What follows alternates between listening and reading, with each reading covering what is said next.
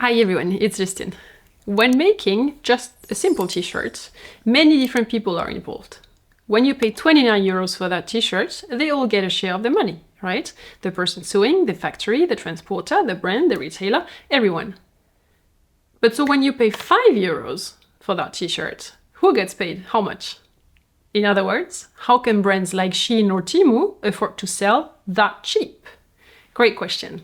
Let's break it down. Here comes the normal cost structure.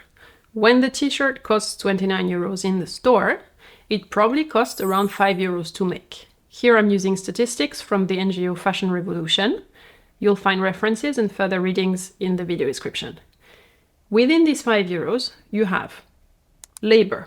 The person who's actually making the garment, they get 18 cents.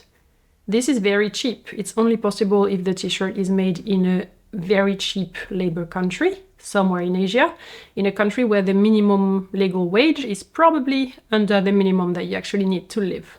Then manufacturing costs, 3.40. This is cheap, okay? You can't get super high quality materials or fabrics for that price. It's already very cheap. Overhead, 27 cents, for instance, the cost of running the factory. And then the factory margin, because there must be a profit somewhere, otherwise it's not worth it to produce clothes, €1.15. This sums up to 5 euros. This is the price that the brands pay to the factory. Notice that these elements are calculated very cheap already. We're already assuming that the materials are low price, probably low quality, and that the garment workers are being vastly underpaid. Then the brand needs to bring the t-shirt from Asia all the way to Europe, where it's going to be sold, because yes, in that business model, the clothes are rarely being produced in the regions that are the actual market. Transport, €2.19. Crazy, right? When you think about it, it's better to pay a garment worker in Asia 18 cents and then pay €2.19 to transport it. Then agent fee, 120. In many cases, it's this way. The brand does not have the connections or customs knowledge or capacity and bandwidth to coordinate the supply chain, customs, etc. So they'll pay someone to do that. That's what we call an agent. The rest of this bucket is the brand's margin, €3.61.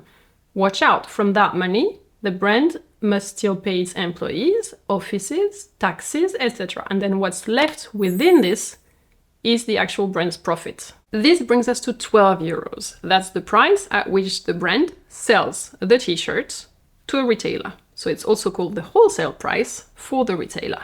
For instance, Patagonia, it's a brand. They produce a t-shirt, so they have it made, they manage the whole process. And then with a little profit, they resell it to Nordstrom, who is a retailer. Nordstrom doesn't create anything. They buy t-shirts and resell them. So for them, 12 euros is the wholesale price. Now you might ask, we are at 12 euros. Who gets all the money from 12 to 29 euros? That's the retailer. They have a margin of 17 euros. From this money though, the retailer must pay its own employees, offices, marketing costs, rent for the stores, and that's a high one, taxes. And then within this, the rest is the retailer's profit. Okay, so now we know who gets paid what when the t-shirt costs 29 euros. But fast fashion brands sell t-shirts for 5 euros. So how do they do it? This brings us to the fast fashion cost structure. So I recalculated everything, but with a target of 5 euros now. Play with me. Imagine you're a fast fashion company. Labor, 18 cents. Maybe a few cents more, but not much. It stayed the same, mostly because paying the garment worker less than this would be nothing. Manufacturing costs, we cut them in half. We assume €1.70. With that budget, you can get the lowest quality polyester, acrylic, nylon, polyurethane. You won't get silk, you won't get wool, you won't get organic cotton, none of that. But it's doable.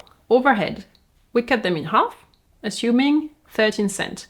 You make people work more hours, you don't change the sewing machines or the needles even when you should, you turn off the lights in the sewing rooms, you forbid breaks for the workers, they can't even go to the bathroom, all that fun stuff. Factory margin, 50 cents. Instead of working with legal factories that have some laws they have to abide by and security checks and whatnot, You outsource to non-registered third-party sweatshops, and you do not look at the working conditions, so you get the overhead down compared to legal factories. Transport, €1.10. I'm guessing you could cut the costs in half because you're shipping so many more t-shirts from Asia to Europe than a regular fashion brand. You can indeed probably manage to lower the transport costs per t-shirt. Agent's fee, let's guess 50 cents, so we cut them in half as well. Again, I'm assuming that you're doing super high volumes, so you can decrease the cost per product also for the agent. So far, we're at €4.11 to get to €5. So the remaining brand margin is 0.89. From that, you need to pay your employees, offices, taxes, etc. The rest is your now tiny profit. Now we're at €5 instead of 12 previously. Here's the thing, traditional fast fashion brands, traditional. Let's not make this a tradition. Brands like Zara or H&M have their own stores, so they can keep the brand margin and also the retailer margin. There is no additional retailer in that equation anymore. If they decide to cut down their retailer margin, let's say by half, so just $8.50, they can already afford to sell the t-shirt for $20.50 instead of €29. This is how fast fashion started to compete on price against traditional fashion brands. Then came SHEIN and Friends, ultra fast fashion brands. They beat Zara and H&M at their own games. They have no stores. They're erasing the step of the retailer completely. So yes, they're losing out on some additional potential profit, but they're also avoiding the costs attached to selling products in a store. And that's how €5 is the wholesale price, but now also the final price tag of an ultra fast fashion t-shirt. It's worth it financially if you sell millions of these t-shirts. What does this business model now mean for fast fashion and ultra fast fashion brands? Well, the tiny margin would be completely annihilated if anything in the cost structure changed, like let's say inflation. Oh wait, we had inflation in the past 2 years. Electricity costs more, shipping containers cost more, raw materials cost more. Labor is also increasing a little bit, even in countries that don't have proper laws to support their workers. So the consequence is fast fashion brands desperately need to keep all their costs down as much as possible in order to just remain profitable. They don't want the garment workers to earn more. They don't want the factories to invest into making the working conditions safer. They don't want to use better or more sustainable materials because that goes against that tiny profit that they have left. They also need to sell more and more and more every month and every year. They need you, the consumer, to shop more and more and more. So if the clothes are disposable and come undone when you wash them, that helps. You'll come again for more sooner. If trends on TikTok go out of trend faster, that helps as well. Anything helps, really. So it's a vicious circle into which they're trying to pull you because they can only thrive or be profitable at all if their sales volumes keep increasing forever, basically. If you learned something new in this video, subscribe to this channel and thumbs up. Thank you very much. To make you buy into that fast fashion mindset, that system, all these brands have created myths.